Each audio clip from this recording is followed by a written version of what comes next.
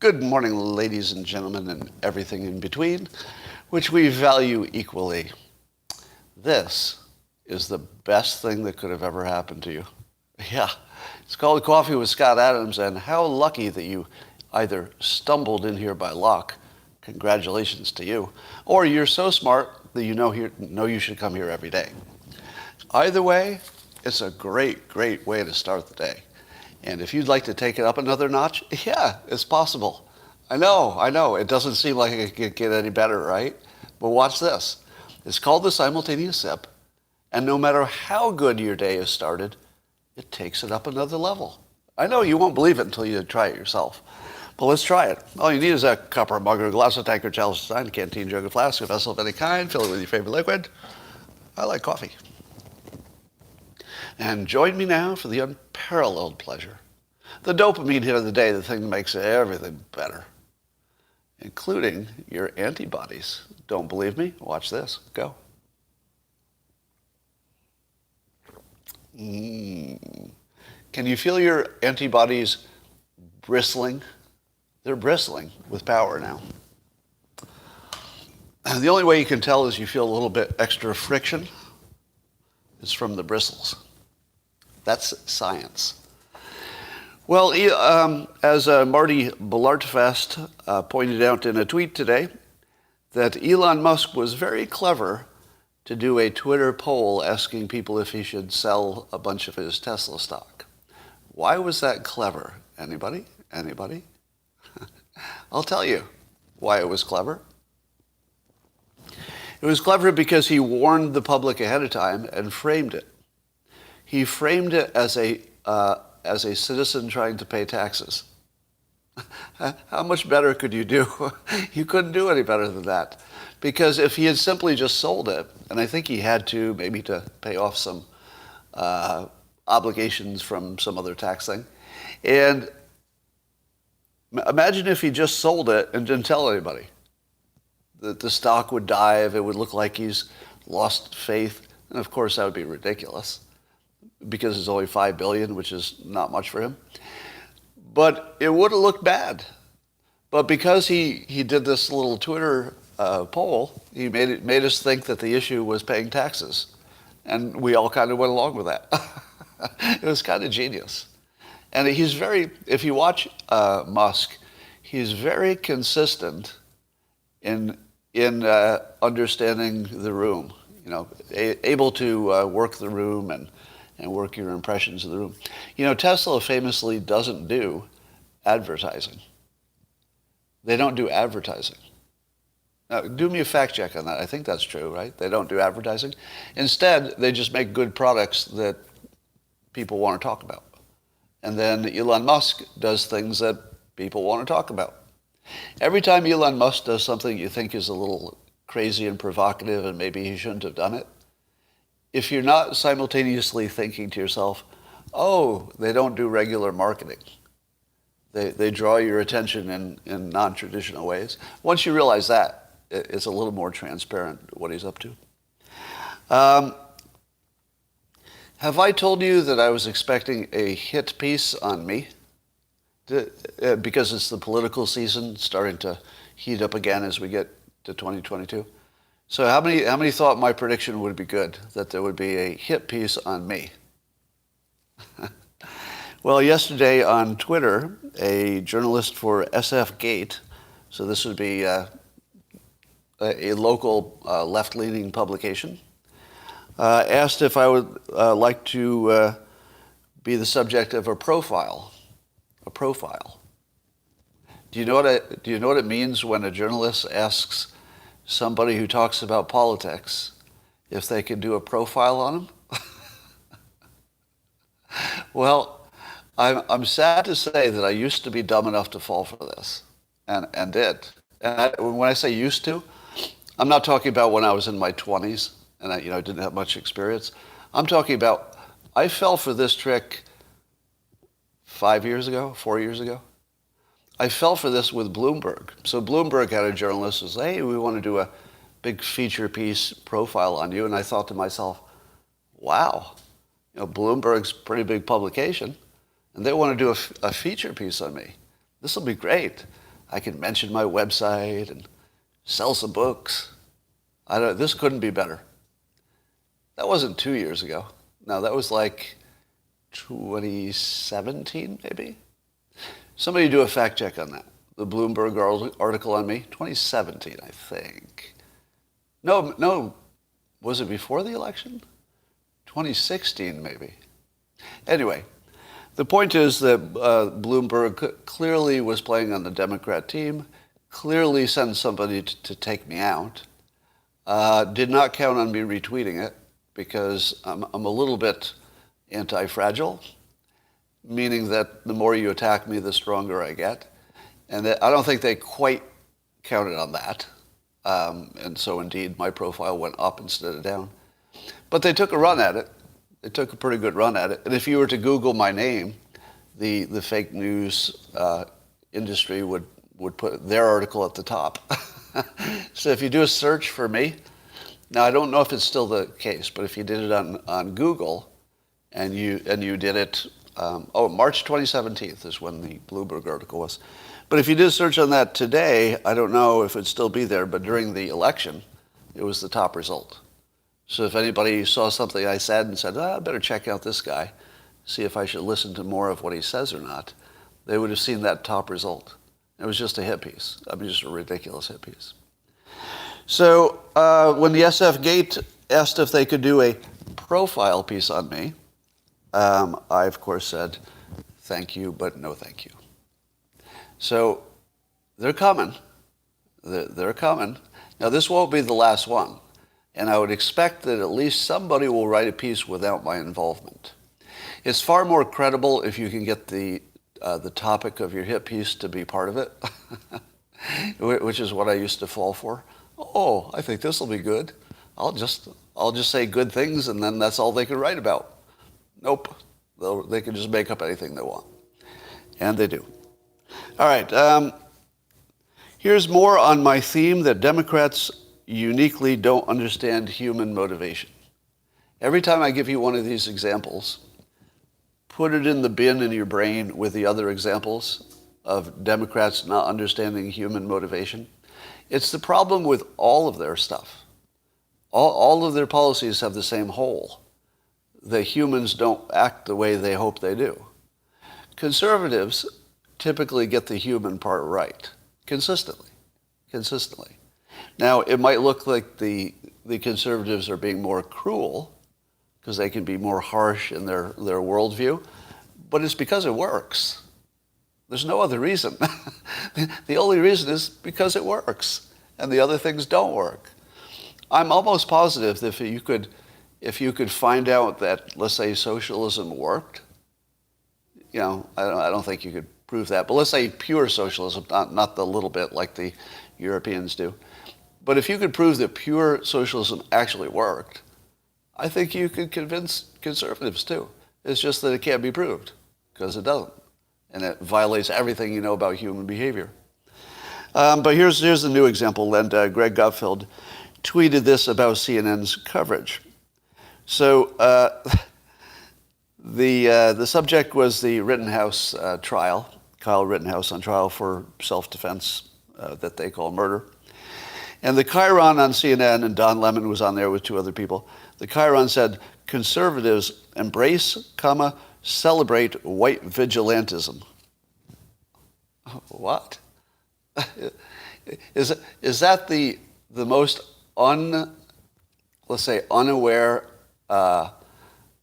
interpretation of conservatives? Let me just give you a thought experiment. Just a thought experiment.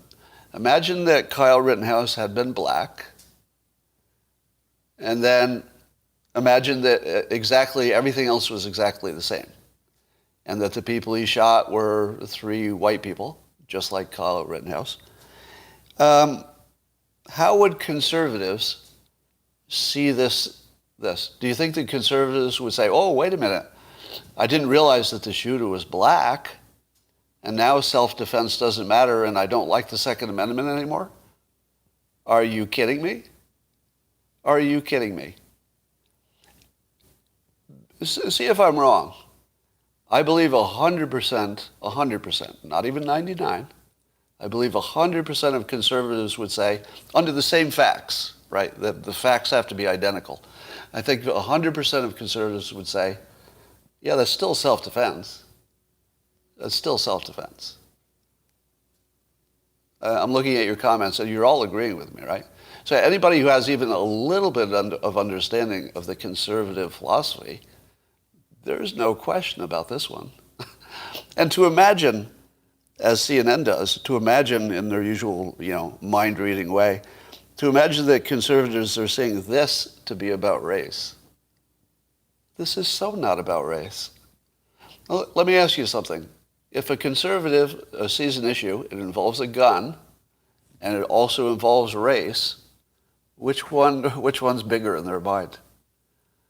Yeah, there's a racial component. Maybe it's not that important to the story, but there's a racial component. And then there's a gun, and they're both important to the story. The conservatives care about the gun. The gun, right? The Constitution. This is easy stuff. But the left, I don't know if they don't know it or they pretend they don't know it. It's always hard to tell.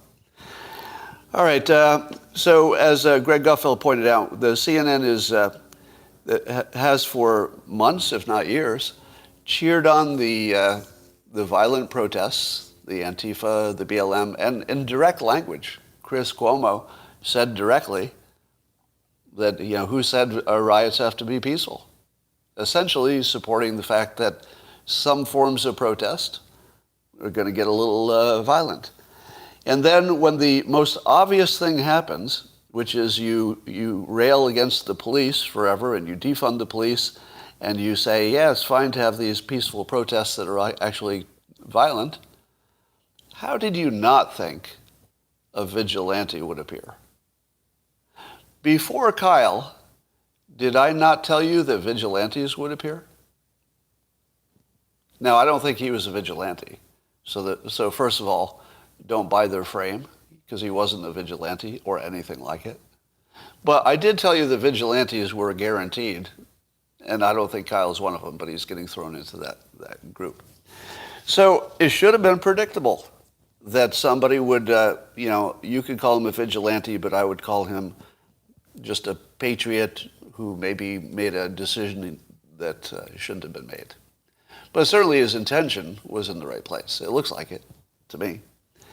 So Democrats, you got what you asked for, a world without police, but you got to take it all. You don't get just the good parts. You don't get the part where there's fewer police shootings without the part where there's more crime. At least if defunding the police is your only technique. All right. I have a rule that you should never be taken seriously if you have a porn mustache. Can we all agree on this? If you've got like a goatee or a beard, maybe. I'll take you seriously if you got a full goatee or a beard. But can we take people seriously who just have a mustache, like a big old mustache? I would say no. And is it my imagination, or is Kyle Rittenhouse being prosecuted by Gary Oldman in Batman? Am I wrong? Right? The prosecutor, that's just Gary Oldman in the Batman movies, right? I think I'm right. But there's new mustache news. I said the same thing about, I can't remember his name, never mind. But Biden is nominating a new head for the FDA. The presumably corrupt group in government. I say presumably corrupt based on what we've observed in the last year. I can't prove it, so I don't have data, but the smart assumption is that the FDA is corrupt and that money's behind it. And I say that because of the experience with the rapid testing, the slow approval of that. If you look into that, you'll see there is no explanation for it, which means there's one explanation for it. Now, I'd love to be wrong, and I'd love to find out that all the members of the FDA are great patriots and doing the best they can, and there's no monetary anything. But I doubt it. So anyway, the guy who's being nominated, Dr. Rob Khalif, He's got a big old porn mustache. He's being put in charge of the, maybe the entity besides the Supreme Court that we should take most seriously. Right? This is one of the most serious jobs you could ever have it head of the FDA, and we put porn mustache guy there. Now, porn mustache guy, we only know one thing about him. Well, two. We know his name. The second thing we know about him is the one thing we know he decided on, he got wrong. I wonder if I should have a big old mustache. If you're wearing a big error in judgment right on your face, how are we supposed to take the rest of it seriously? Now, I've said that Trump had the same problem with his unusual haircut, and Boris Johnson too. Although I've come to think that an unusual haircut might actually be an advantage because people can't look away. But the mustache is different. The mustache is too normal, right? Having wild hair is far less normal. So I don't think you put the mustache guy in charge of the FDA. That's all I'm saying. And by the way, this is speaking in terms of persuasion. I'm sure he's very qualified. But persuasion-wise, it's a bad look. Let's talk about Kyle Rittenhouse and what's happening. Are you all aware of what the fake news industry, the FNI, is doing right now? So the fake news industry, I include, if I can reach over here.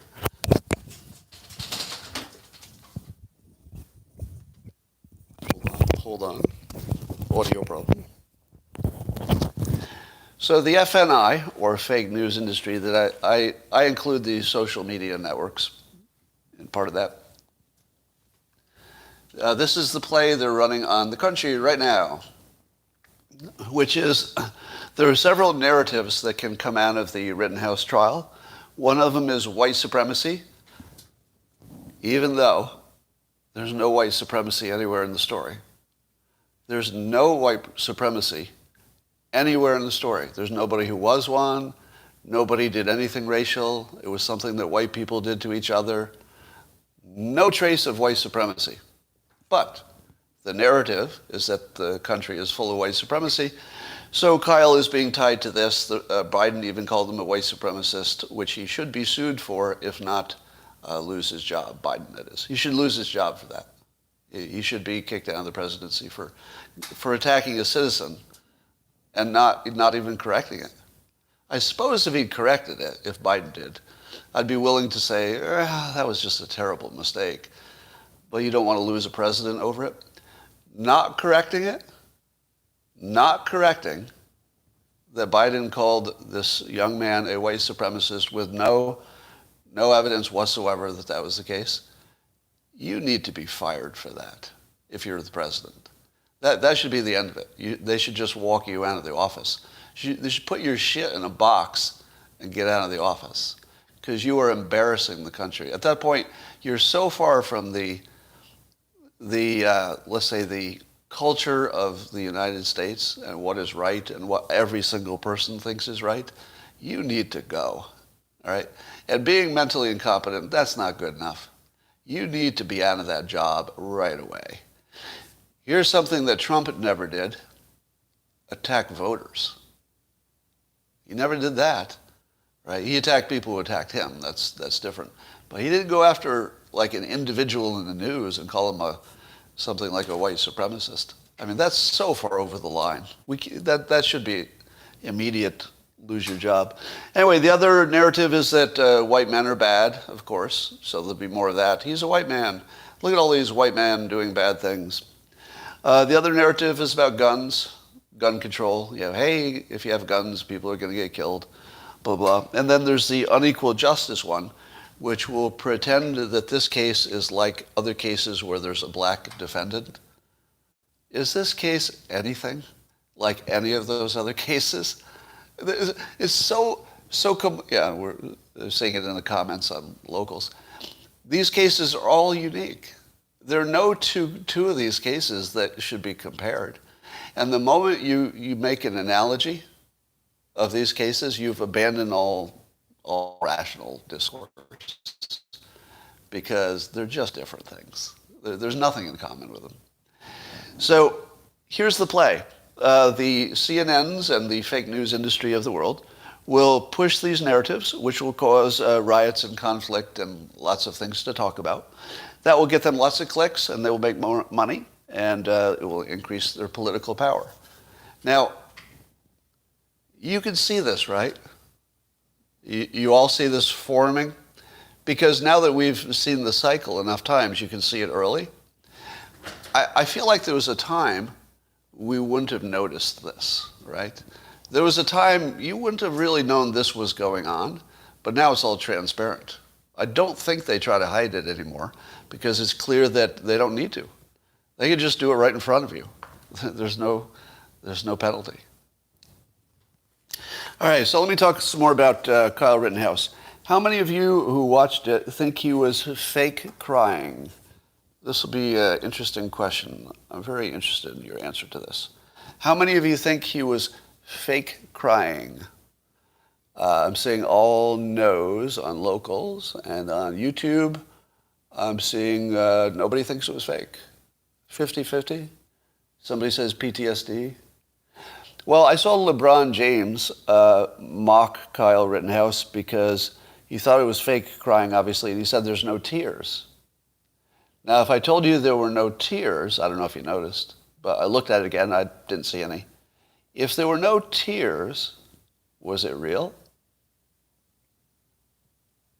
Well, I mean, we can't read his mind, but let me give you, LeBron knows how to cry, yeah. Let me give you my take on this. I put myself in his position.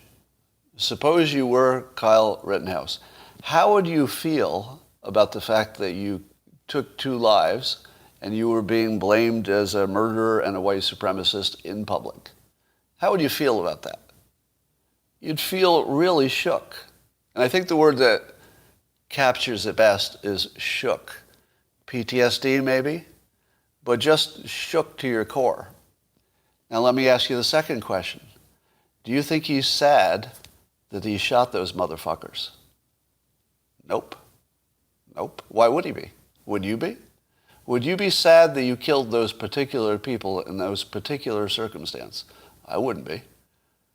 Do you think that if I were in this situation, that I would act shook? Yes. Would I have trouble even forming words? Maybe. Probably. Would I shed a fucking tear? Not one. Not one. There would not be a tear. Because tears are with sadness. And I don't think he has to be sad about who he killed. In fact, they were people, if I may speak frankly, that nobody's going to miss. I mean, there's nothing to be sad about. So crying would have looked fake to me, honestly. If he had cried, I'm not sure I would have bought that. But being shook to the core, yeah, that's human. That's human. All right. Follow the money. So that's what this is about. Have I told you many times that even when people are not consciously doing something for the money, and even if they could pass a lie detector test, you put somebody in the lie detector and say, are you doing this for the money? And they say, no, I'm doing this because this is the right thing to do. And they pass the lie detector test. They're still about the money. Because people will always rationalize, and even to themselves, they'll convince themselves it's not about the money, and they'll really believe it. So if you ask people, no matter how credible they are, no matter how much you believe them, and they say, no, it's not about the money, you can predict where things will go by following the money, even when it's not about the money. So that's my take. Follow the money always works when people are doing things for the money, and they tell you they are if you could ask them. It always works then. But it also works, and this is the part I'm adding to the existing theory, it also works when nobody involved honestly believes that they're doing anything for the money. It will still go in the same direction as the money would suggest. All right? Now, so here's the way the Rittenhouse story will go. the way that everybody can make the most money is he gets acquitted, at least of this, the murderous charges, gets acquitted. There might be some lesser charge there.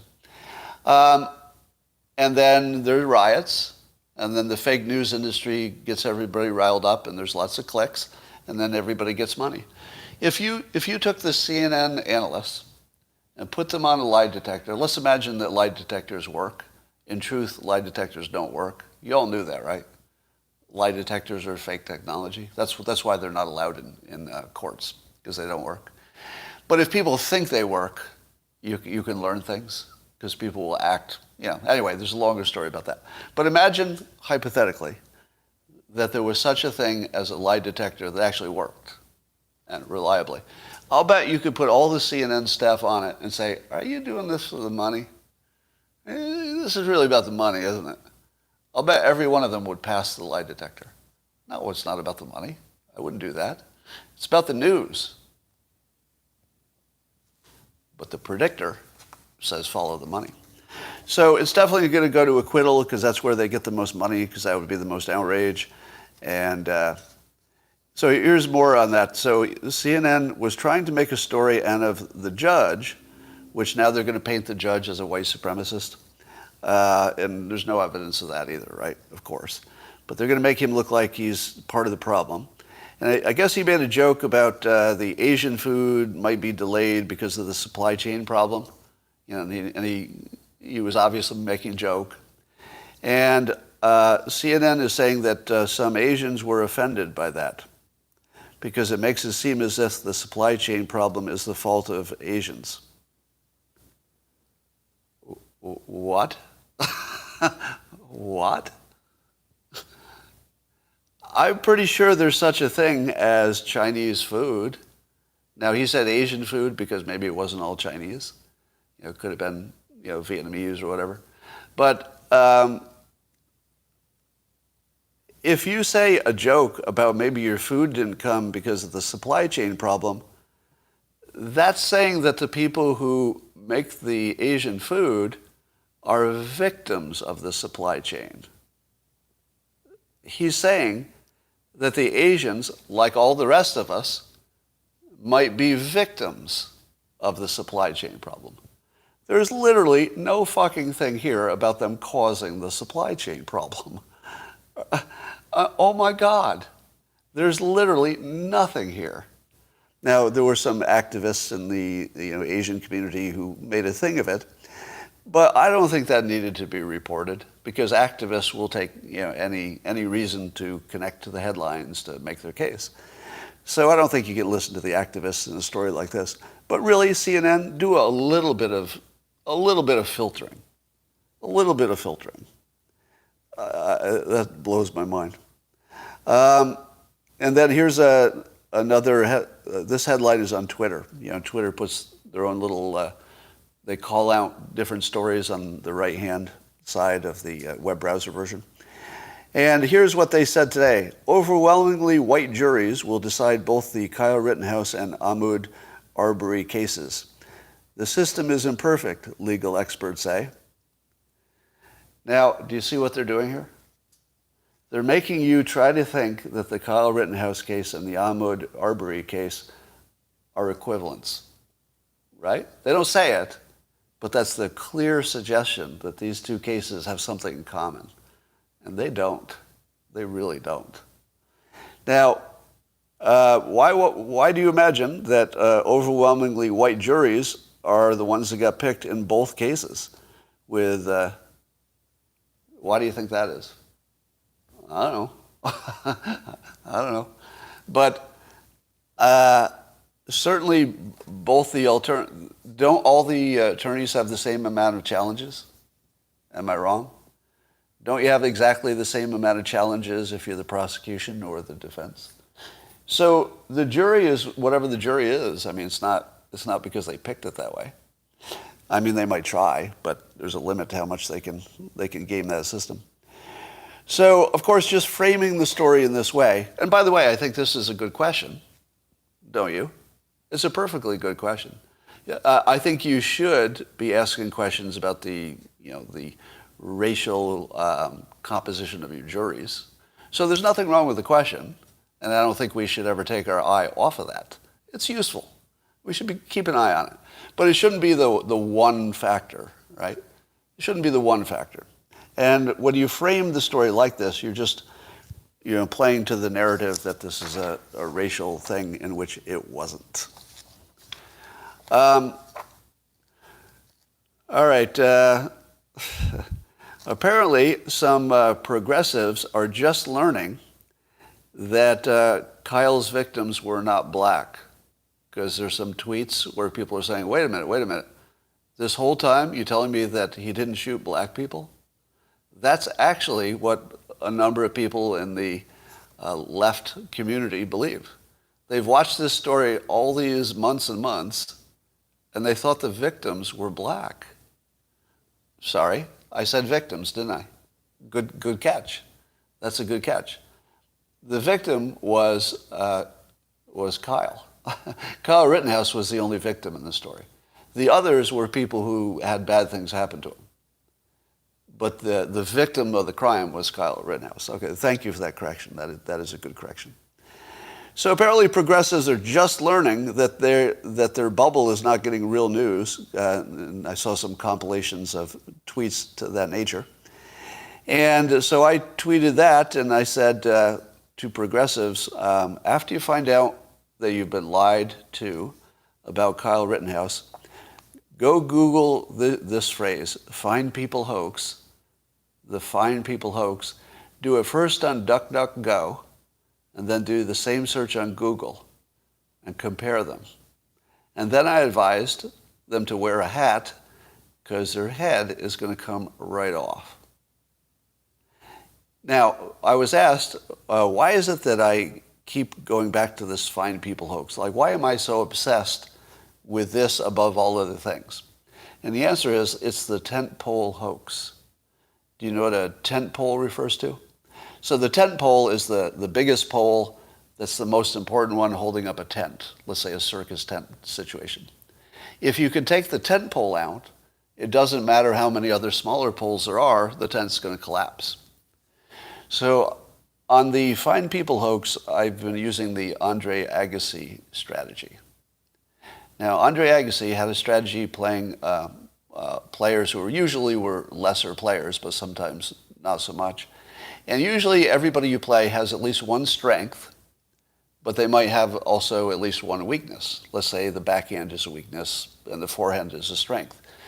Almost every tennis player would try to hit more balls to their opponent's weakness, because obviously that's where you're going to get your points.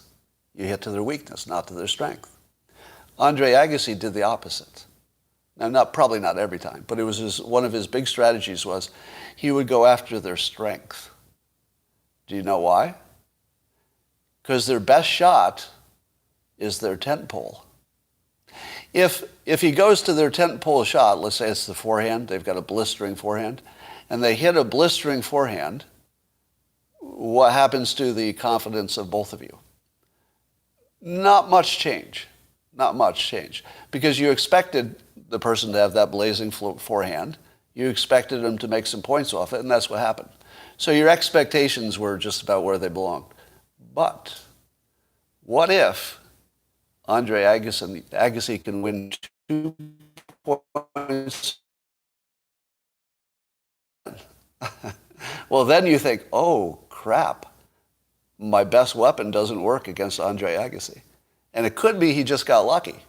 It could be he just had 2 points that the bounce went his way. But in 2 points, he can destroy a player completely. 2 points. That's a strategy. Now, you have to be as good as him to be able to pull that off. But the risk-reward is really good. If you can take out the tent pole, you win, and the rest is just, the details. Because once their confidence is gone, you just dismantle them. So the find people hoax is the one that makes all the lesser hoaxes believable. You see that, right? If you were on the left and you believed the find people hoax, you believed it actually happened, it would be easy to believe that all of the smaller suggestions of racist-like things could have also been true. But if the tent pole is removed and you find out that the press had lied to you about something really important and really basic, you're going to question all the rest, right? So this is an Andre Agassi play. I don't know that I can take the tent pole out. But when I saw people start to abandon ship over the Kyle Rittenhouse thing, I saw an opening. And if I can make the Kyle Rittenhouse story connected to the Fine People hoax and get people to just Google the two sources, DuckDuckGo and Google, and see that they're completely different.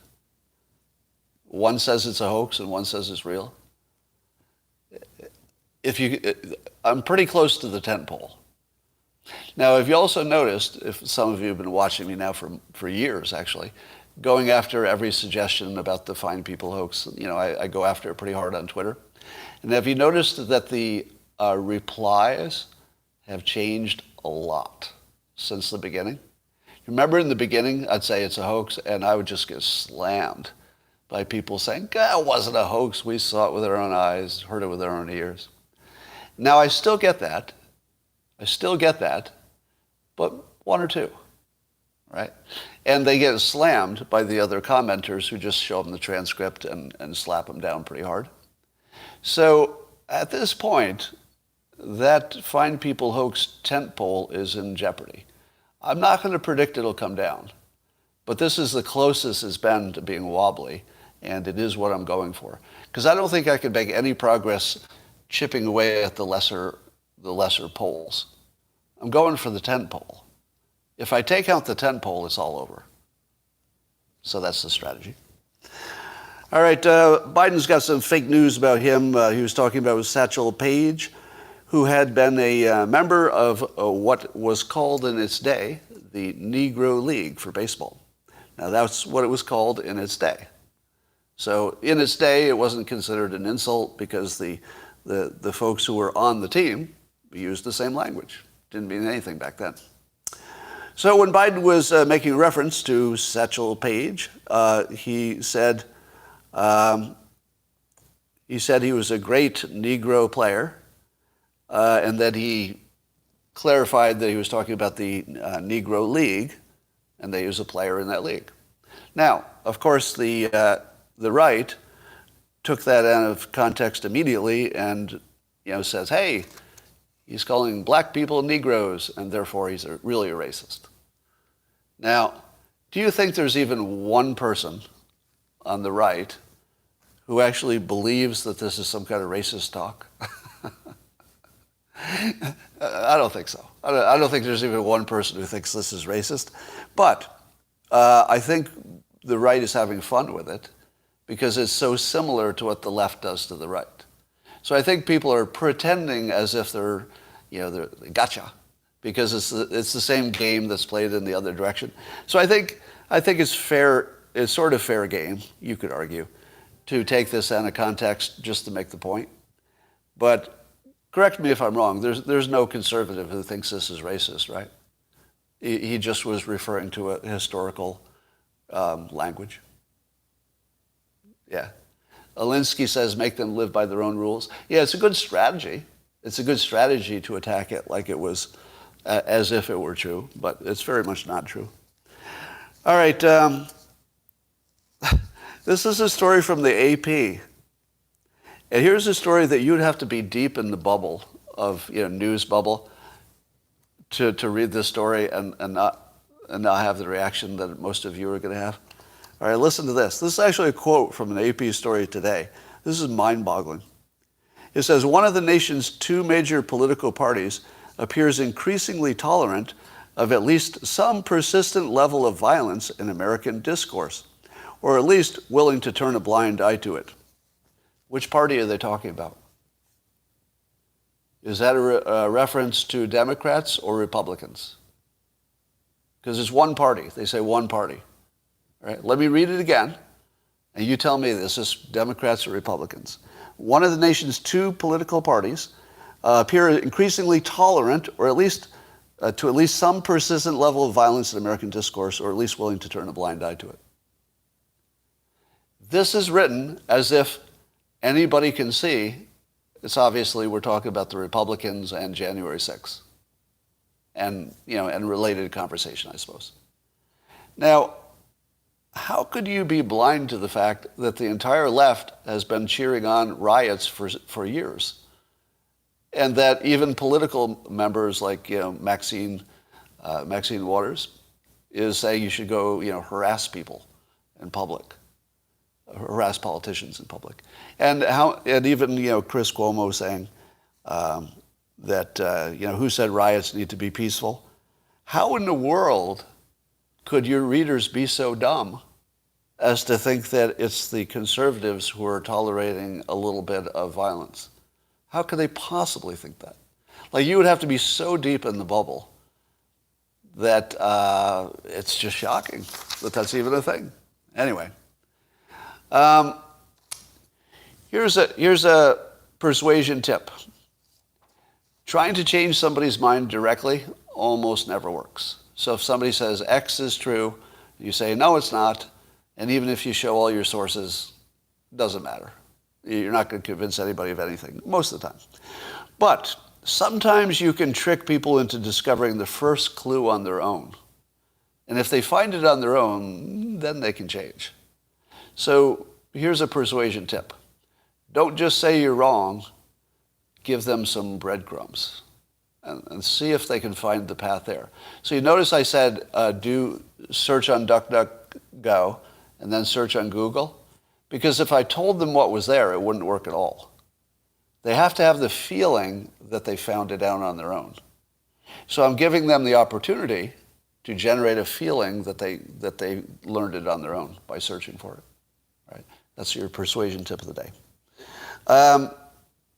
I made a claim yesterday, which I'm going to stick to. That is, one of my books, How to Fail at Almost Everything and Still Win Big, is the most influential book in America right now.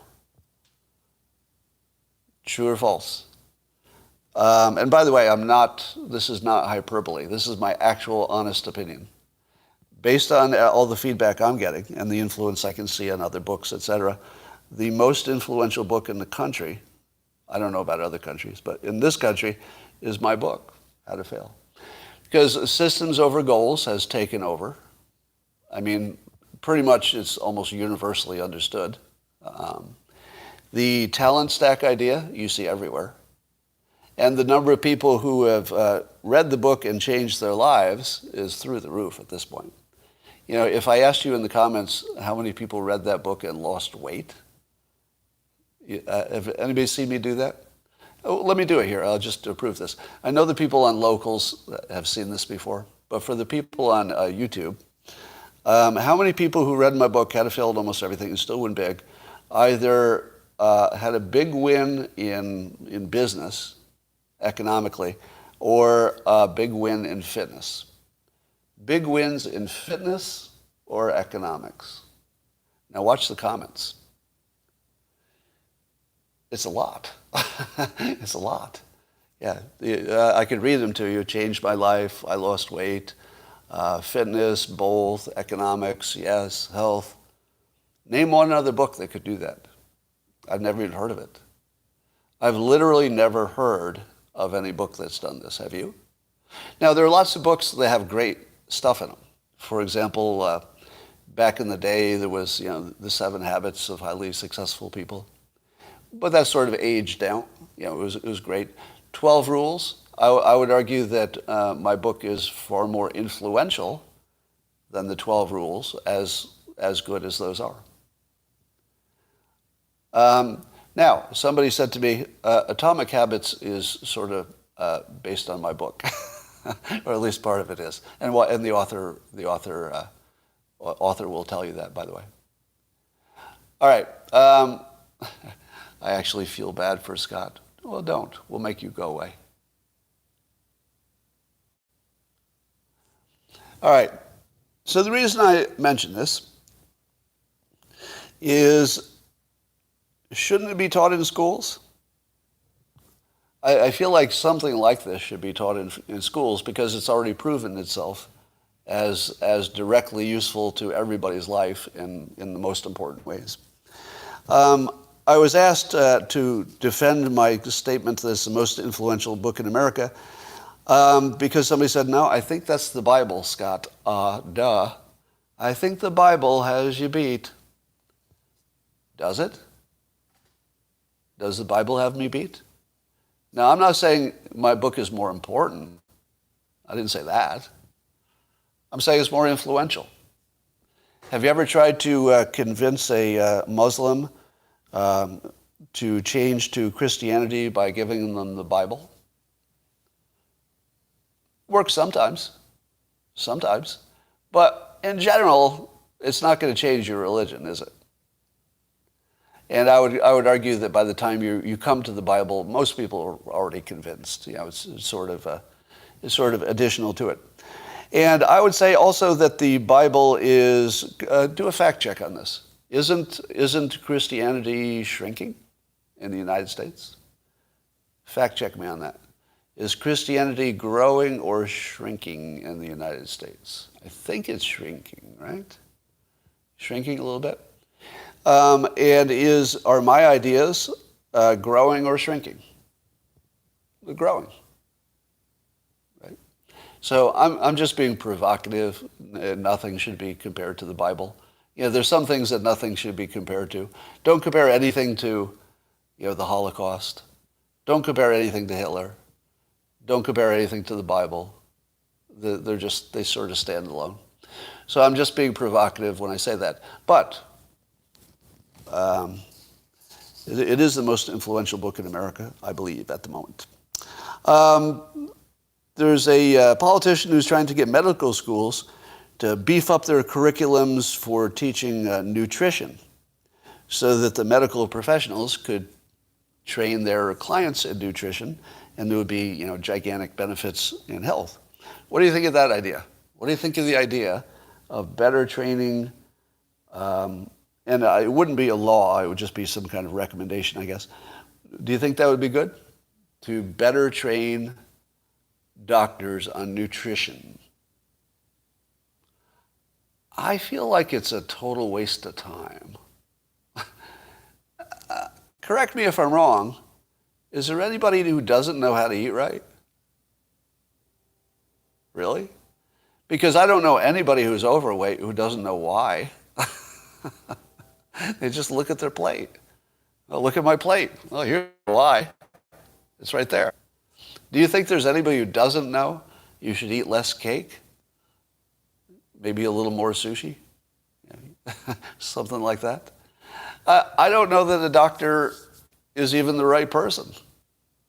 And do you have a doctor, if you went to the doctor and you've got, obviously, you have a weight issue that would have an impact on your health, do you have a doctor who doesn't tell you to lose weight? And if they told you that, could you not figure out how? Now, again, back to my book, How to Fail at Almost Everything and Still Win Big. What I teach is a system for how to develop your own system. So in other words, it's how to figure out the easiest way to lose weight, to learn about it, etc. So that's what I talk about. I don't say use a specific diet. I say your process should be to learn as much as you can about diet choices and what healthy things taste good and how to season them. And basically you use knowledge to substitute for willpower. Does that make sense? I teach you how to use knowledge as a substitute for willpower. Does that make sense? Let me give you an example. If you didn't know how to make food that was good for you also taste good, would you eat much good food? Probably not, right? Because in the long term, you're going to go for the flavor. So if you didn't know how, you lacked knowledge on how to make healthy food taste good, then you would eat the wrong food over time. But if you simply had the knowledge, you would eat more healthy food and it would be just as good as the other stuff because you knew how to season it. So I say that you can use knowledge as a substitute for willpower. And then most diet plans, and even probably what your doctor would tell you, would be willpower related, and those always fail. Because why do willpower diets always fail? Is there anything I said already today that would tell you why? Willpower diets always fail because they don't take into account human nature. Human nature just doesn't have willpower. Human nature is you go after the biggest attraction. That's it. If something is more attractive than something else, you go after it. And you rationalize it later, but you don't have any willpower. Willpower is not even a thing. It's a complete illusion. Willpower is sort of the result. It's not something you have.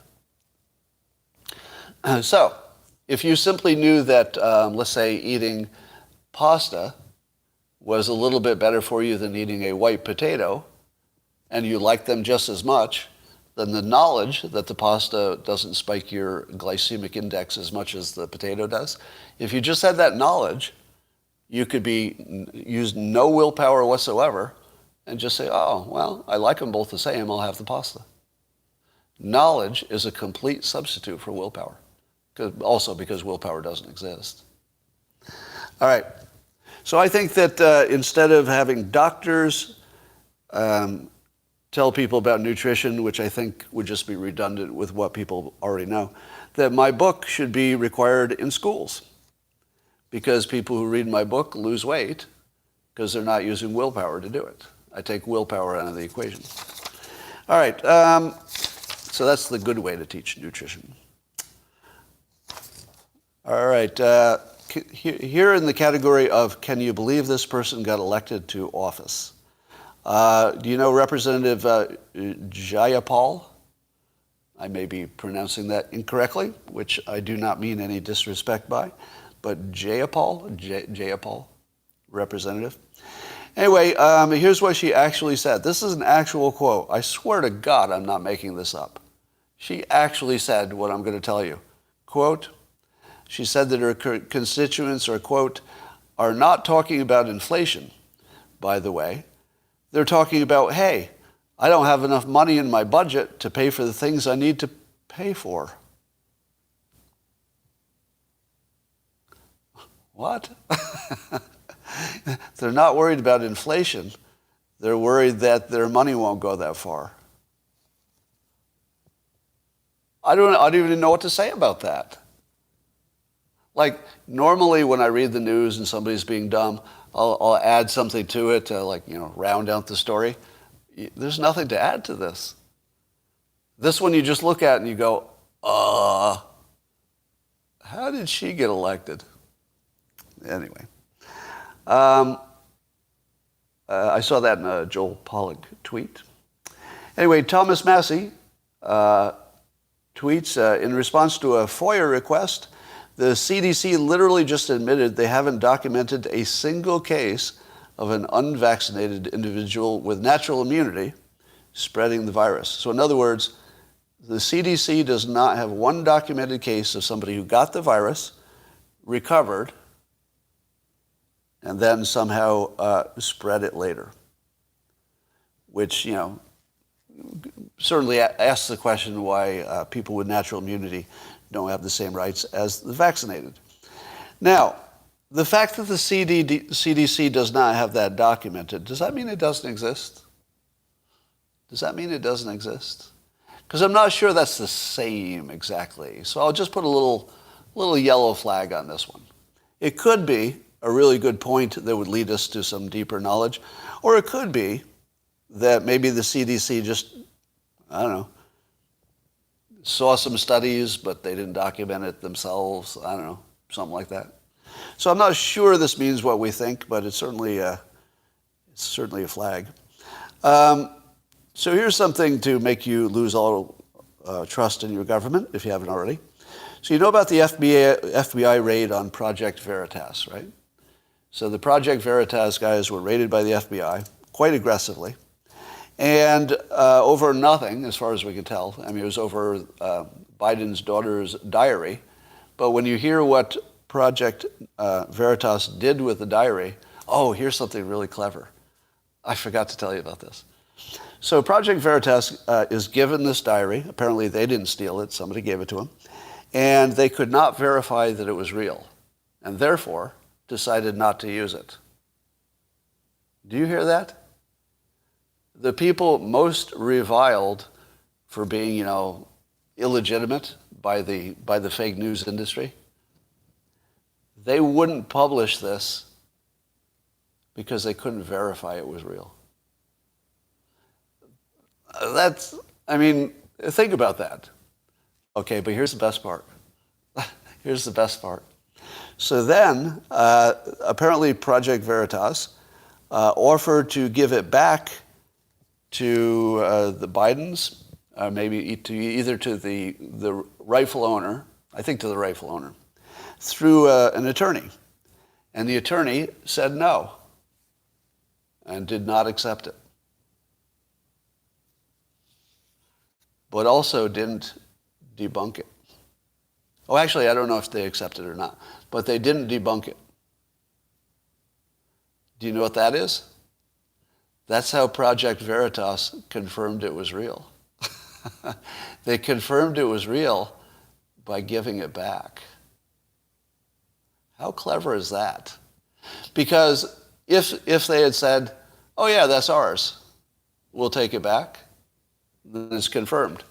But also if they said, no, we won't take it back, and they don't say one way or another whether it's theirs, then it's theirs.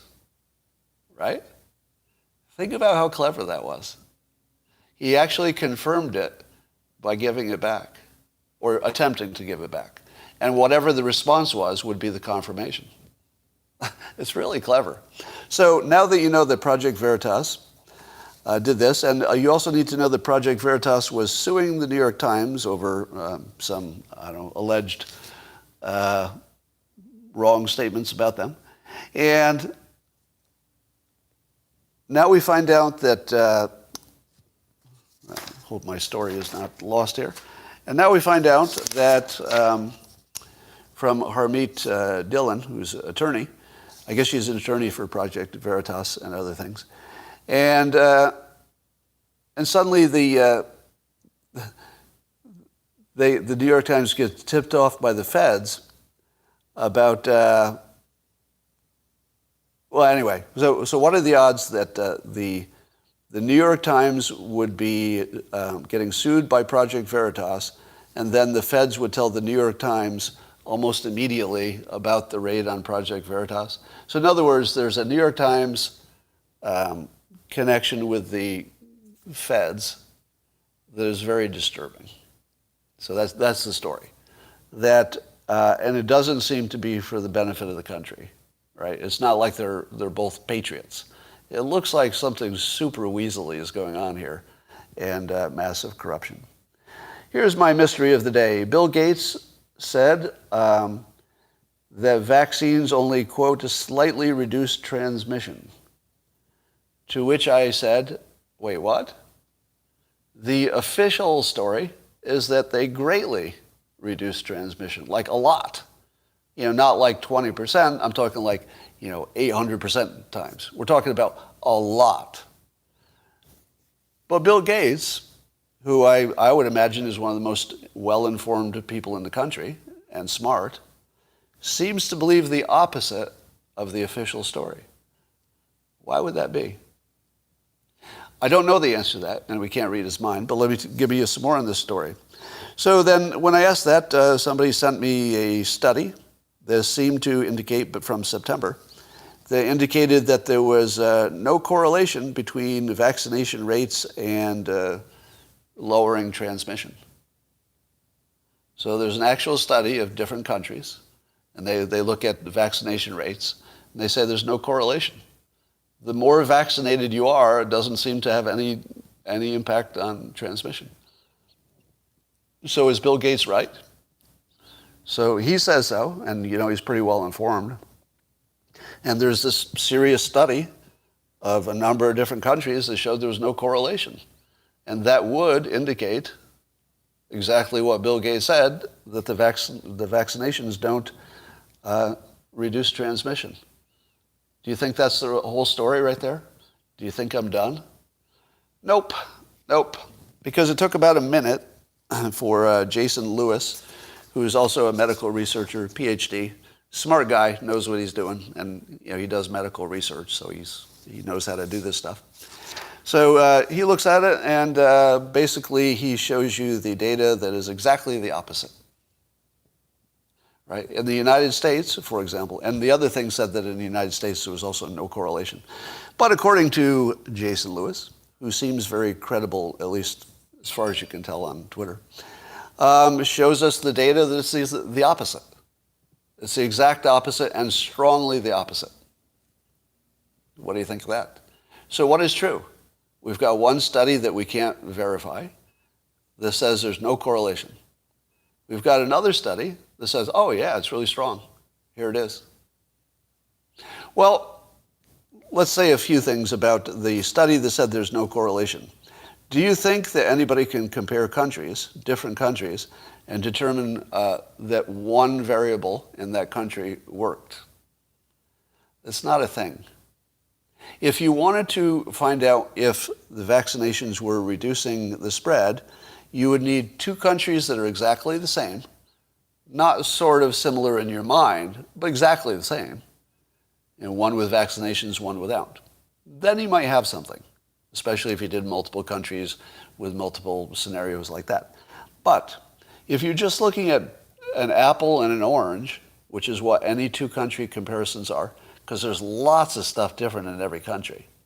If you're looking at an apple and an orange and you say the apple did better than the orange, you really haven't said anything, because there are all kinds of differences between an apple and an orange.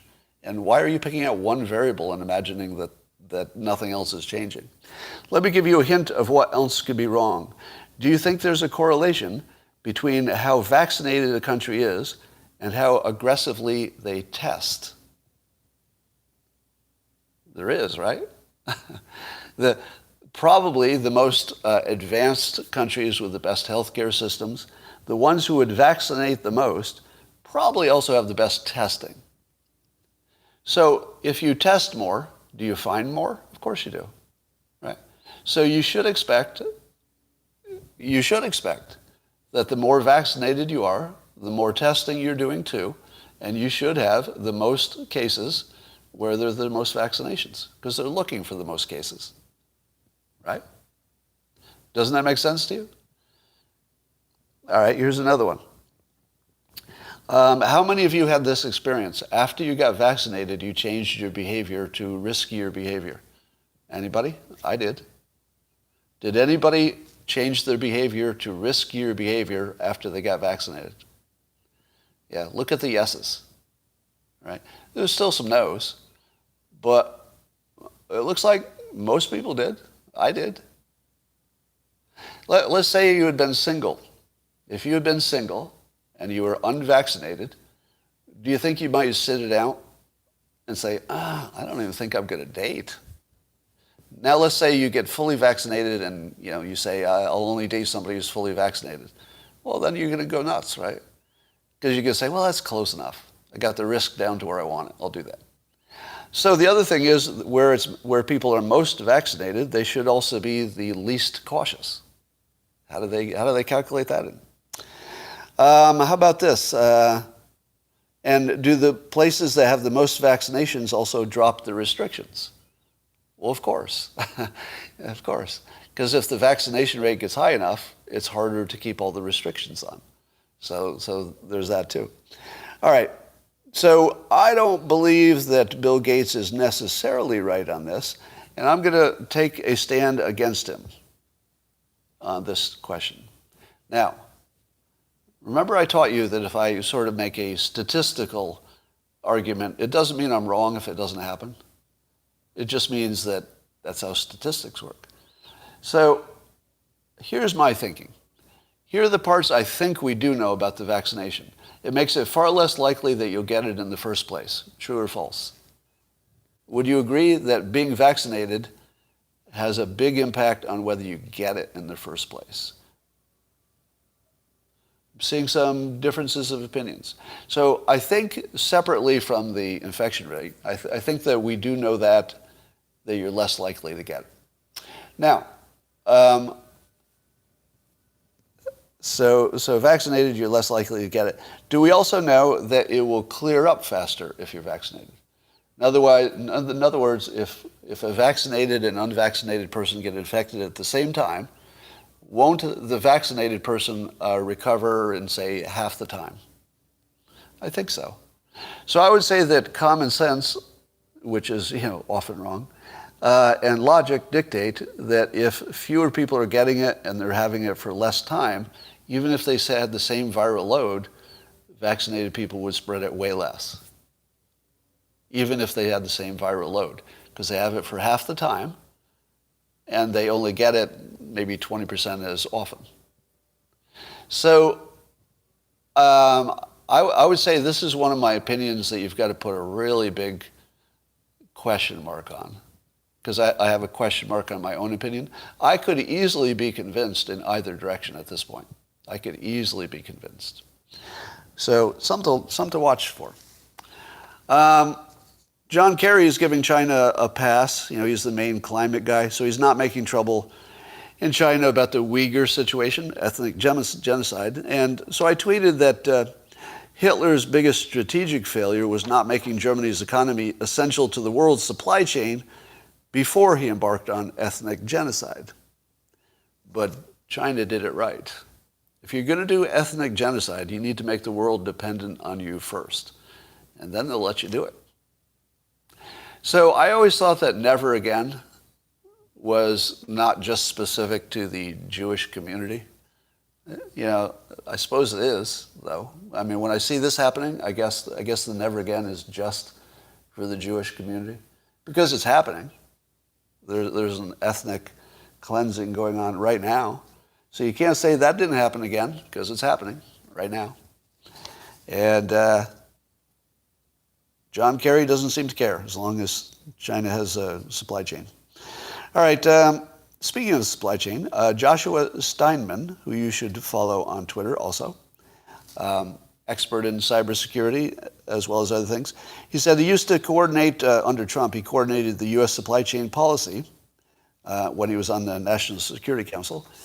And he had some ideas that I tweeted. You can go see him. You should follow him.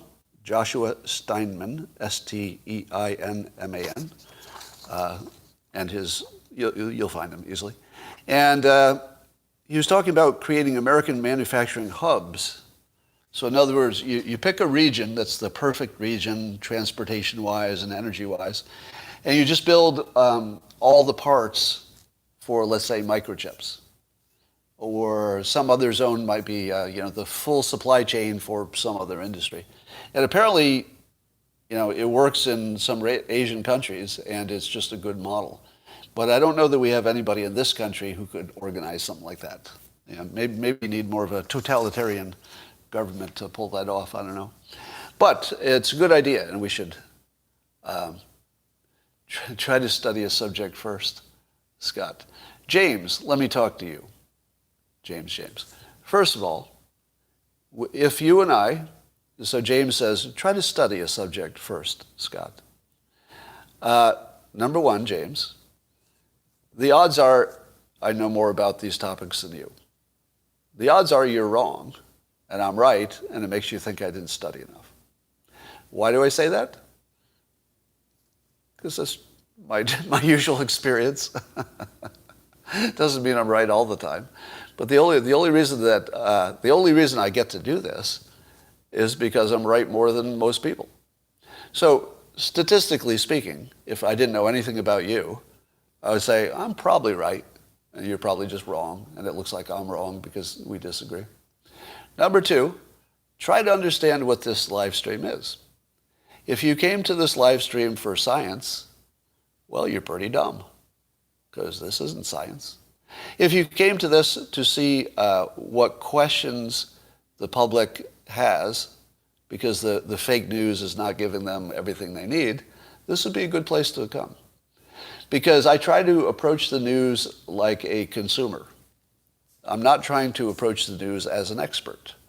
If I were approaching it as an expert, then yeah, I'd do a deep dive in everything. I'd have to before I talked about it. But I'm doing it as a consumer who looks at the news and says, I'm not getting any news here. Why don't I have any news? Why is the news lying to me? Right? So that's the point of this live stream, is to be basically on your side, asking the same questions that you would ask. But on top of that, I have one expertise, maybe two, if you count business. But persuasion and risk management decisions are areas that I do have expertise in. And so in those cases, I'll go deeper. But for everything else, I'm taking a consumer's view. And I think that we need to lean on the media and science to answer these questions. Yes, and bullshit detection. I think I add that to the mix as well. So, I keep being asked about Norm Macdonald's fictional autobiography review. I got to tell you, I'm not going to read it. So you could ask me every day, and you do. You ask me every day, and I'm sure it's good. I'm not going to read any books. I don't know when the next time I'll read a book. The only time I read books is on airplanes, and I'm not flying anywhere. So I have no plans to read a book anytime soon. And I also think that in the world of the internet, reading an entire book doesn't make as much sense as it used to. So if you're entertained by it, sure. But if you're doing it for information, you can find the summary somewhere. Oh, somebody says Bill Gates is increasing the demand for therapeutics. Maybe.